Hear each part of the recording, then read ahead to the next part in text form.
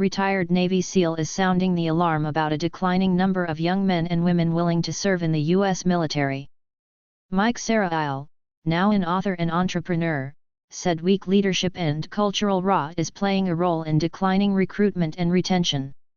A November 2022 survey from the Ronald Reagan Institute found trust and confidence in the U.S. military stands at 48%, down from 70% in November 2018.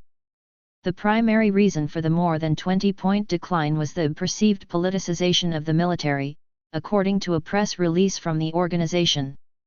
A second survey also found only 13% of 18-29-year-olds are highly willing to join the military. 25% are somewhat willing and 26% are not willing at all.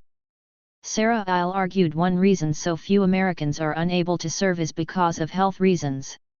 I think it should send shockwaves through America that we've lowered our standards to such depths.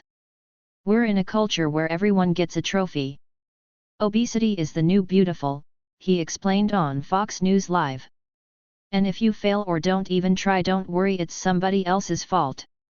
When you look at leadership, strong leadership, leadership that people respect and trust, they're willing to contribute and sacrifice for the collective good.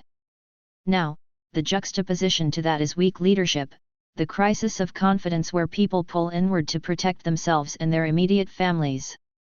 And they're not willing to sacrifice for the cause they deem unworthy, he continued. But I'm not going to put this on the younger generation. If we can actually get them into the military, we can actually get them to a physical standard that they need to be. This generation is the next best generation. We just have to hold them to the standards of old. The military officer added that the U.S. needs to start training the younger generation to be the leaders the country needs for the future. I think a good sort of contrast here is there was a commercial by the Russians where they showed young men resolute, ready to do violence on behalf of their nation. And then the contrast to that is the U.S. Army that showed a video of a young soldier and her two mothers, he said. We're sending some very dangerous narratives. We have to have pride in our nation.